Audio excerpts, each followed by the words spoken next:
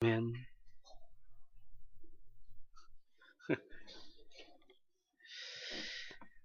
제가 오늘 일부 예배를 끝나고 잠깐 이제 뉴스를 보려고 TV를 좀 틀으니까 사람과 사람이라는 다큐멘터리가 있더라고요. 최백호 씨가 나레이션 하는 거. 거기 보니까 그 강원도 삼척 산골에서 사시는 부부가 있는데 그 아내는 유디티라는 그 독일인이에요. 독일 분이고 남편은 이제 희원 씨라는 분인데 17년 동안 산에서 살더라고요. 그런데 이분들이 봄이 되니까 이제 비가 주룩주룩 내리니까 꽃나무를 옮겨 심는 작업을 합니다. 아내가 좋아하는 해당화를 심고 또 여러 가지 꽃나무를 심으면서 마냥 행복해요. 그러면서 이런 말을 합니다. 우리 인생의 봄날은 언제나 지금입니다. 우리 인생의 봄날은 언제나 현재입니다. 왜냐하면 이 꽃이 지금 심지만 내년에 또 피어서 또 다른 봄을 준비하고 있기 때문에 내년 봄까지 무의미하고 지겨운 시간이 아니라 봄, 여름, 가을, 겨울이 이렇게 순환되면서 그때마다 행복을 선사하기 때문에 우리 인생의 봄날은 언제나 현재입니다. 그렇게 살다 죽는 것이 우리 인생 아닙니까? 여러분, 그래서 그들은 얘기해요. 지금 행복하다면 미래도 역시 행복할 것이고 그렇다면 지난 과거 역시 행복했었다라고 말할 수 있습니다. 행복하십니까? 천국 가서는 행복하지 지금은 고단한 인생 사시는 거 아닙니까? 지금 씨를 뿌리고 나중에 내년 봄에나 활짝 핀 꽃을 보는데 그동안은 좀 무의미하고 지루하고 그렇지 않습니까? 현재가 행복하십니까? 이게 성경관이에요. 현재가 행복한가? 이 요한복음 4장은 많은 설교자들이 아주 즐겨해서 설교하는 내용이고 이 한 장에서는 수많은 설교들이 나옵니다. 찰스 스펄전 헤이든 목사님은 요한복음 4장이 수가성의 여인에 의해 가지고 16편의 설교를 해요. 노이드 존스 목사님, 또 요한과 산책이라는 그런 또 강해집을 썼던 이재철 목사님 같은 경우도 이 수가성의 여인을 가지고 5번이나 설교했어요. 그만큼 구원의 의미와 확신들이 이곳에 있고 또 구원을 설명할 수 있는 좋은 소재가 되기 때문에 아마 그렇게 많은 설교자들이 번복해서 많은 설교를 할 수 있었을 것 같아요. 저도 사실은 3편으로 끝내려 했는데 자꾸만 묵상하다 보니까 영원한 샘물처럼 솟아나는 거예요. 그래서 오늘도 같은 본문을 통해서 같은 맥락으로 한번 말씀을 살펴보려고 합니다. 지난주 말씀드린 것처럼 이 수가성의 여인은 믿지 않는 사람의 고백이 아닙니다. 야곱의 유물을 알았고 우리 조상들이 이 산에서 예배를 드렸다는 걸 알았고 그렇죠? 요셉을 알았고 이미 그는 택한 백성의 자격이었고 그리고 그런 종교적 전통과 예식을 갖고 있는 사람이었어요. 제가 지난주 좀 천박한 표현으로 술집 작부가 어려서부터 예수는 믿었지만 그러나 예수의 삶은 없고 지쳐버린 인생이 그러나 누가 예수를 핍박하면 그건 극구 반대하는 수준의 신앙. 그 연인에게 구세주가 그 구원을 설명하는 것. 이렇게 제가 지난주 좀 천박하지만 아주 리얼하게 제가 예화를 설명했던 겁니다. 택함 받은 백성이 행복해야 되는 것은 성경의 얘기예요. 여러분 세상에는 작심삼일이란 말이 있죠. 뭔가를 결정하면 3일을 못 넘긴다. 이 3일이라는 유효기간이 행복관에도 있어요. 3일 지나면 어떤 행복도 시들어진다는 겁니다. 좋은 아파트를 사서 이사했는데 3일 지나고 나면 그 감흥이 떨어지고 시들해진다는 겁니다. 고 김영삼 대통령이 청와대에 들어가서 이런 말을 했어요. 그의 회고록에서 나는 대통령 되고 딱 3일 동안만 행복했다는 거예요. 그 다음부터 모진 고난과 고통과 번민의 시간들을 보냈다라고 얘기해요. 3일이라는 것이 결국 유효기간이 되겠죠. 행복의 유효기간. 제가 일전에 창녕에 있는 우포늪을 갔습니다. 목사님들 몇 분하고 갔는데 우포늪이 여러분 얼마나 그 자연 풍광이 멋있어요. 특별히 해가 쓱 뜨기 전에 이렇게 그 늪의 그 상태를 보면 신비로운 아름다움이 있습니다. 물안개가 쫙 올라오고요. 정말 그 생태계 하나하나가 살아 숨쉬면서 아침을 깨우는데 정말 하나님의 창조의 기쁨들을 마음껏 누려보는 거예요. 외가리가 그 발을 담그고 앉아있는 그 모습만 해더라도 한 폭의 그림이죠. 그럴 때마다 늘 서글픈 거예요. 이런 아름다운 색감과 이 동선들을 이런 걸 또 어떻게 사진에 담을 수 있겠습니까? 그저 눈으로 마음으로 보고 담고 오기만 할 수 있을 거예요. 그런데 똑같은 늪을 보는 사람이 있었어요. 그곳에서 어업을 하는 농부였습니다. 그분의 표정 보니까 다른 이제 관광객들은 그 광경을 보고 다 기쁨에 차고 들떠 있는데 그분은 표정이 무표정한 거예요. 그저 조용히 그냥 굳은 표정으로 그물을 걷는데 이따금씩 힘이 드는지 한숨을 팍팍 쉬는데 그분의 그 늪을 보는 그 상태를 알겠더라고요. 그분은 거기서 아름다운 풍광 속에서 있지만 아름다움은 볼 수 없어요. 왜? 일하는 이 노동이 힘드니까.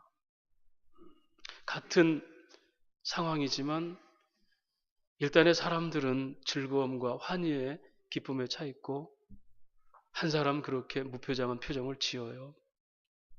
다른 거죠. 그래서 흔히 행복은 3일간의 유효기간이 있다라고 얘기해요. 그래서 사람들이 무엇을 성취하고 얻어내면 3일은 기뻐하지만 그러나 시들해져 버린다. 은혜 받는 성도도 3일은 간다 그러죠. 복음을 깨닫고 진리를 깨닫고 심지어 기도원에 가서 은혜를 받고 성령을 체험하면 마룻바닥을 막 뛰면서 좋아하잖아요. 나 이제 성령 충만하면 살겠다라고. 하산하고 내려와서 3일 지나면 시들시들해져 버려요. 복음은 여전히 찬란한데 사람들이 그 감정에서 져버리는 겁니다. 성경의 얘기죠. 기적 같은 은혜로 홍해를 건너고 살아난 이스라엘 백성들이 미리암과 온 백성들이 속옷치면서 하나님을 찬양하잖아요. 상천하지에 이런 하나님이 어디 있겠느냐. 그런데 사흘길을 가다가 목이 말라서 물을 마시려는데 물이 썩었어요. 먹을 수가 없었어요. 그때 다시 불평합니다. 그 놀랍던 찬양은, 그 행복은, 하나님을 경험했던 역사는 3일 만에 원망으로 바꿔버리죠. 아담에게 하나님이 하와를 줬을 때 아담은 콧노래를 부르고 행복해합니다. 이는 내 살 중에 살이요 뼈 중에 뼈로다. 그런 그가 범죄하고 난 뒤에 하나님께서 아담아 네가 먹지 말라는 선악과를 왜 먹었느냐고 물으시니까 저 여자가 바로 나를 먹게 했습니다. 어느새 콧노래는 사라지고 원망의 대상이 돼버리죠. 행복하려고 결혼하십니까? 3일 만에 시들어지는 게 결혼입니다. 말씀드렸죠. 결혼은 행복을 위해서가 아니라 거룩함을 위함이라고. 서로 존재에 대한 깨끗함을 위해서 내가 배려하고 섬기고 예수님처럼 죽어주는 것이 이게 결혼의 목적이라고. 그곳에서 교회를 이루고 하나님 나라를 이루는 것이 결혼이라고. 그런데 여러분 십자가는 다릅니다. 사흘 동안은 어둠이었습니다. 칠흑 같은 답답함이죠. 절망이죠. 슬픔이죠. 낙심이죠. 두려움이죠. 불안함입니다. 그러나 사흘 뒤에 부활하신 주님 앞에서는 더 이상 낙심도 불안함도 두려움도 없습니다. 예수 믿는 사람들은 딱 사흘 동안은 고민할 수 있지만 사흘 지나면 다시 회복되는 영원한 부활의 삶을 사는 것, 이것이 현재가 행복해야 되는 성경의 얘기입니다. 인생의 봄은 언제나 현재가 돼야 된다는 겁니다.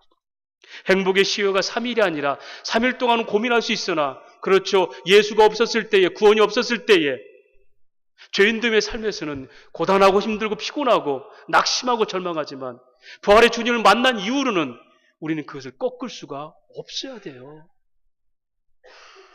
이게 영생의 소망이고 영생이라는 의미의 그 복음의 내용이 그겁니다. 변하지 않는 행복으로 이 땅에 오신 예수, 이분을 성육신의 예수다 이렇게 얘기하죠.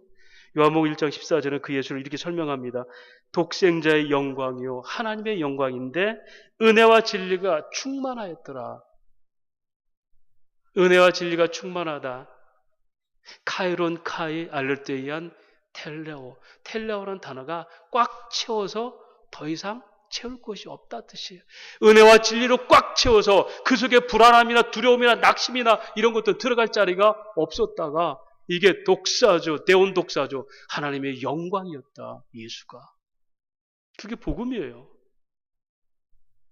예수를 믿으면서도 슬퍼할 부분들이 낙심할 부분들이 있겠냐? 없다는 거예요. 그래서 넉넉히 이기게 하셨다라고 고린도서 15장에는 부활을 그렇게 설명하고 있어요. 넉넉히 이기게 하셨다. 그분은 그래서 임마누엘로 오셨죠. 마태복음 1장 23절에 보라 처녀가 잉태의 아들을 낳을 것이요 그의 이름을 임마누엘에 하리니 이를 번역한즉 하나님이 우리와 영원히 함께 계시겠습니다. 할렐루야. 이 영원히 계신다는 것은 그 복음의 기능과 능력과 시효가 끝이 없다는 겁니다. 복음은 우리가 접하고 나서 시들해지고 사라지고 예수 믿으면서 여전히 고민과 불안과 두려움에서 시달리는 게 아니라 이미 그것을 테텔로타이 그렇죠. 다 이루셨어요. 그래서 우리를 온전하게 기쁨으로 채우시는 것이 복음입니다. 임마누엘. 그런데 이 임마누엘의 주님은 우리 육신적으로 볼 때는 죽으시고 부활하셔서 승천해 버리셨어요. 그럼 임마누엘이 끝나잖아요. 그래서 다시 예수께서는 우리에게 언약을 하셨죠. 요한복음 14장에 내가 너희를 고아처럼 버려두지 아니하고 내가 파라클레토스 또 다른 돕는 보혜사를 내가 보내주리니 그가 너희 속에 계시겠으며 성령에 내줍니다. 영원히 떠나지 아니하리라. 할렐루야.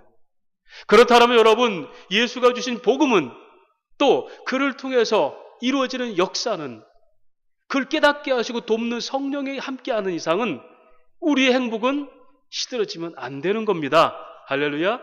그것이 시효가 있어서는 안 돼요. 3일 동안의 행복으로 끝나서는 안 되는 거예요. 그렇게 친다면 일주일에 한번 예배드린 여러분이 계시다면 수요일 날쯤에는 이제 시들시들해져야 돼요. 그런데 그것도 꿈 같아요. 예배 하나 있는 우리들조차도 복음의 능력에 사로잡히는 것이 아니라는 거죠.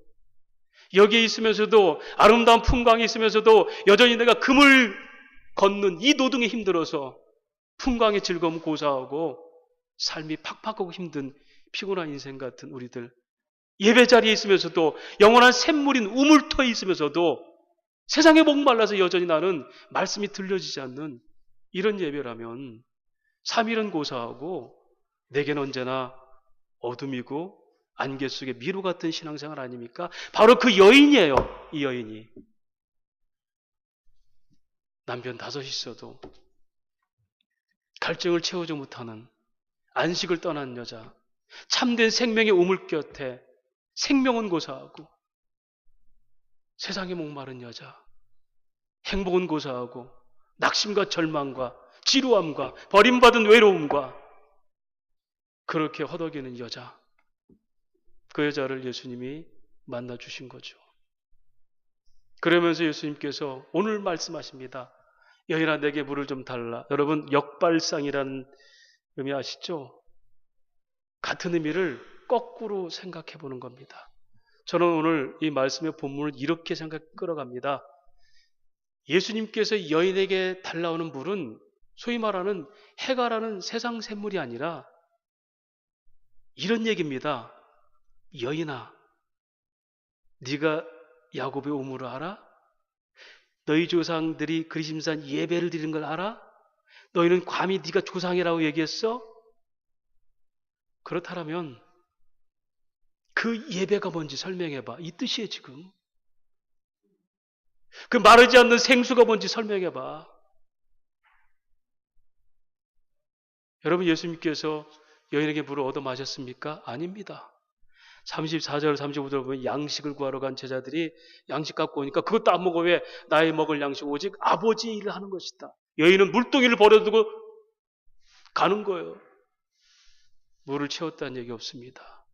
예수께서 그 여인에게 구웠던 것은 물이 아니라 네가 지금 바라고 있는, 네가 지금 목말라고 있는 그 원인이 뭔지 아니?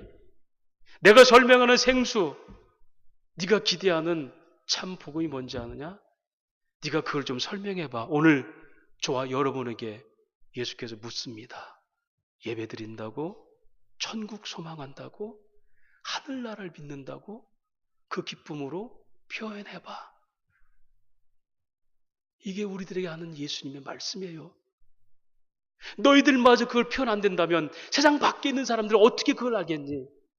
칼로스 에르곤, 착한 행실, 그 믿음의 효과, 그것이 너에게 나타나지 않으면 어떻게 교회가 우물인 줄 알고 생명의 생물인 줄 알고 사람들이 돌아오겠니? 너희가 한번 그거 표현해봐. 이걸 지금 예수님께서 여인에게 묻는 거예요.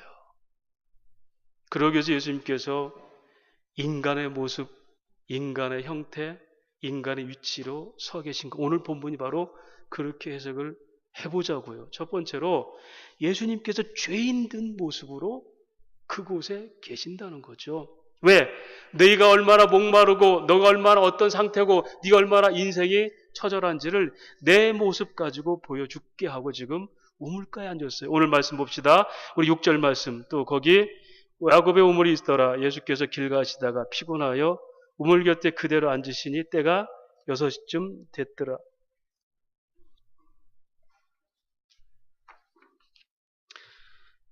예수님은 그곳에서 피곤하다 이렇게 얘기해요. 피곤하여 우물 곁에 앉았다. 여러분, 피곤하다는 말이 뭡니까? 불교에서는 인생은 고해라고 합니다. 고난의 바다. 한번 설명드렸죠? 불교에서는 삼라만상, 일체 유심조 그러죠. 모든 삼라만상이 그 마음에서 출발한다는 겁니다. 그래서 인간은 이 마음에 우주를 갖고 있어요. 근데 우주가 파괴되는 것은 욕심 때문에 그렇다는 거예요.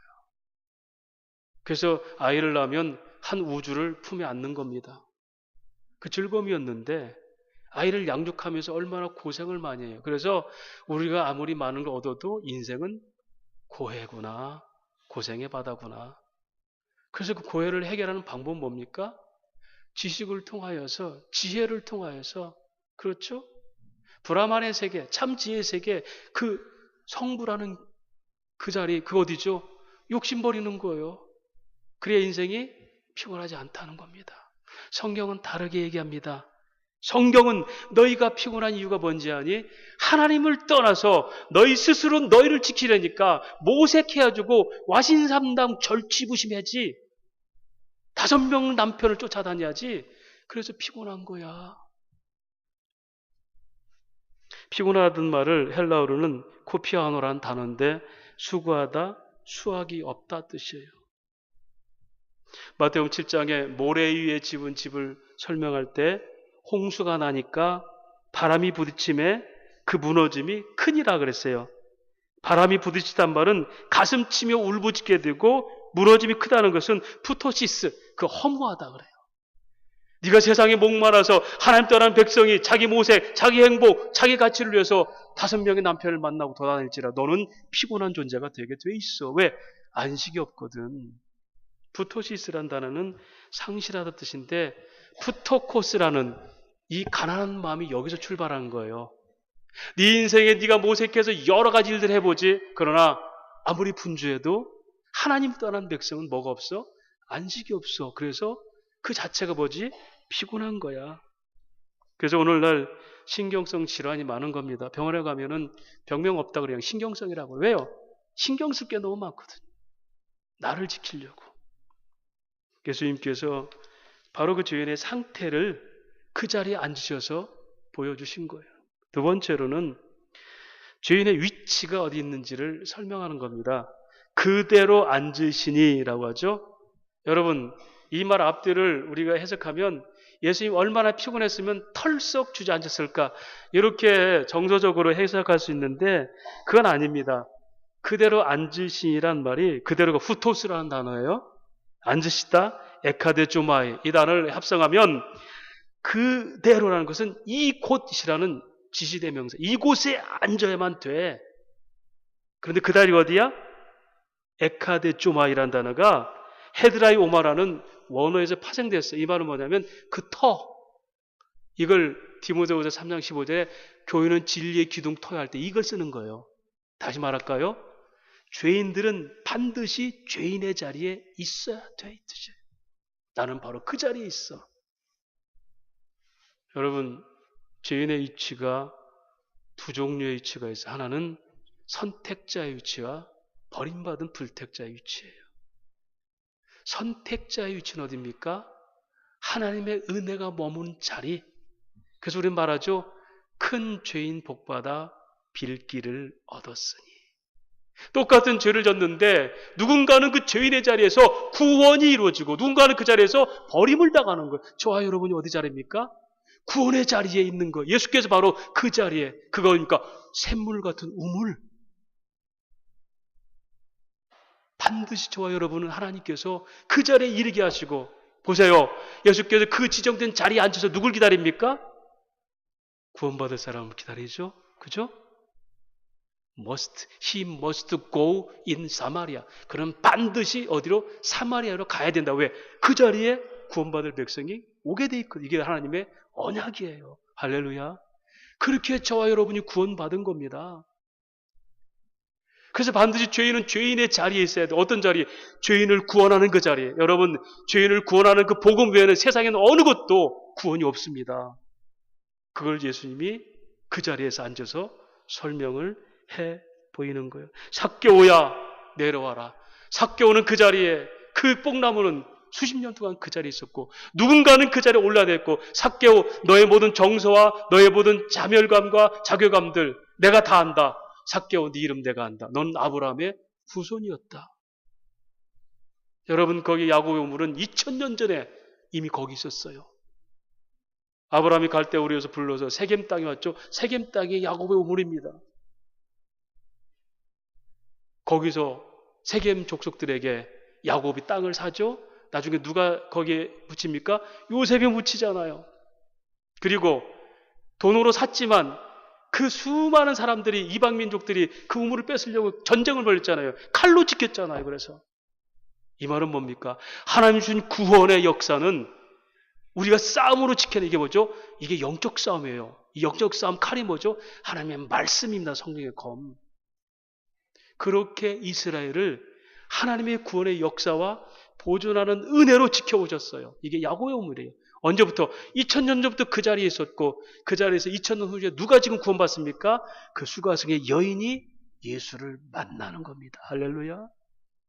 그래서 우리의 구원은 역사를 다 통과하는 사람들이에요.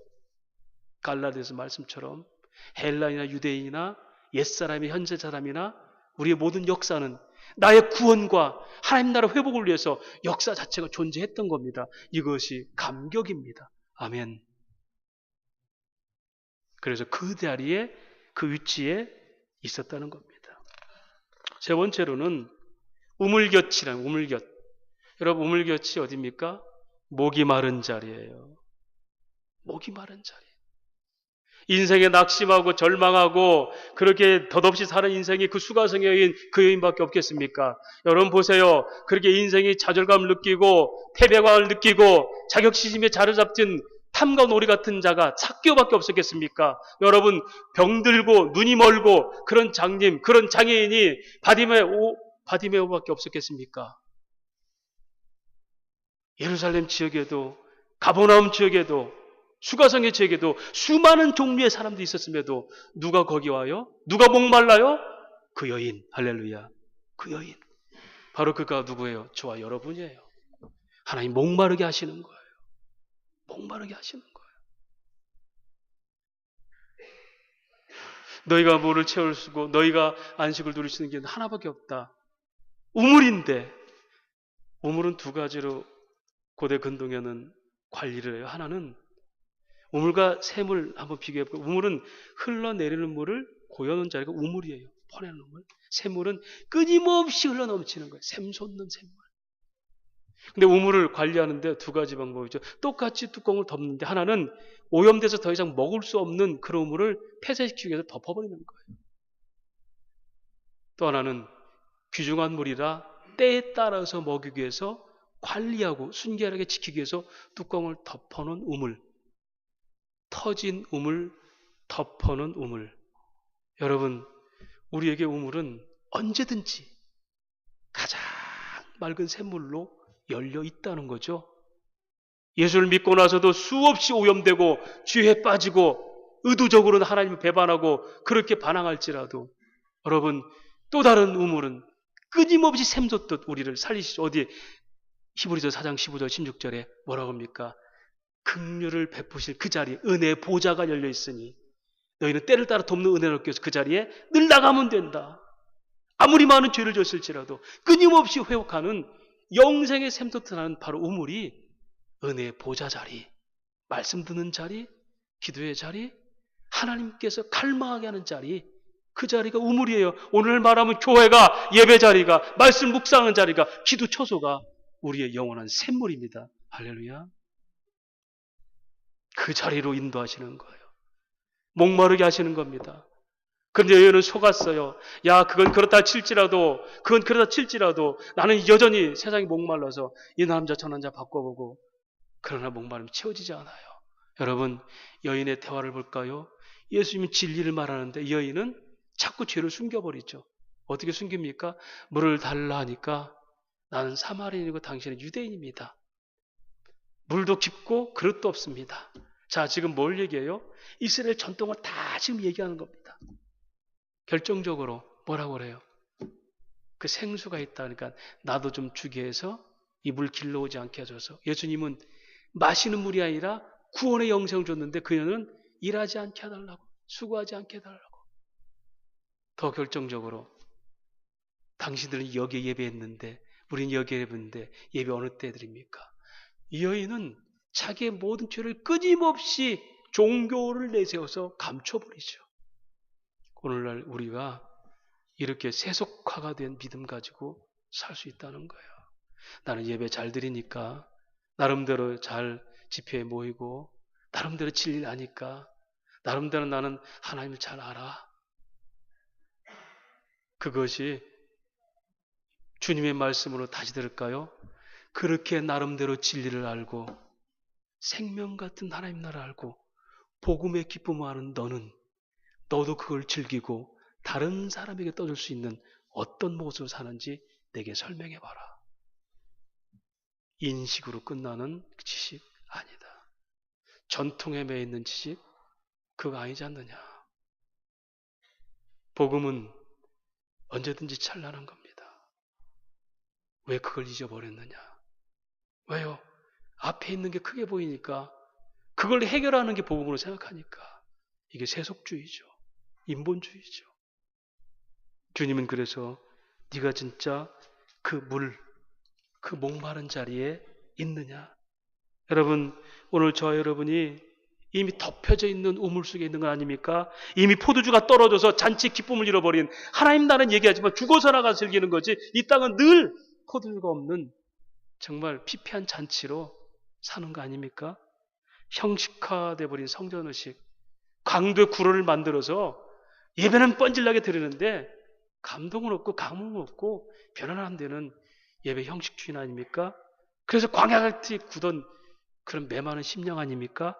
바로 그 유대인들이 그들이었고 니고데모가 그 사람이었고 바로 수가성경이 그였고 유대인들 중에 제사장들이 요한을 어떤 존재인지 알아봐라. 메시아가 어떤 존재인지 알아봐라. 객관적인 게 아니라 구경꾼 차원에서 복음을 들었던 여러분 이거는 생명력 있는 영생의 지식이 아니에요.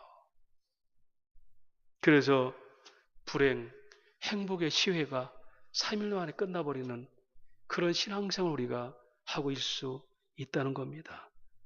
그래서 예수님께서 죄인의 상태를 그분이 피곤한 모습으로 보여주신 거예요. 아무리 바쁘게 살아도 남편 다섯 갈아치워도 우리 인생길에 피곤한 이유를 너는 진정으로 알고 있느냐? 그리고 너는 정한 이치, 죄인의 이치에 있느냐? 하나님 그것으로부터 채워지지 않으면 안 되는 자리인 걸 너는 아느냐? 목마른 자리에 있는 거 아느냐? 네가 건강이 없고 자녀가 문제가 생기고 재산에 어떤 어려움이 당해도 그것 때문에 목마르게 아닌 것이 아니라 근본적으로 너를 참 안식으로 인도하는 바로 하나님께 목마르라고 하는 그 목마름의 진리를 알고 있느냐? 여러분, 수가성의 여인이나 삭개오 같은 행복은 예수님을 인격적으로 만날 때 물동이를 집어던지고 최초의 여전도사죠. 그렇죠. 그리고 삭개오는 내가 토살한 거 4배를 갚겠습니다. 남에게 취한 거. 여러분, 그건 다 나눠주고 난 거지 되겠다는 얘기예요.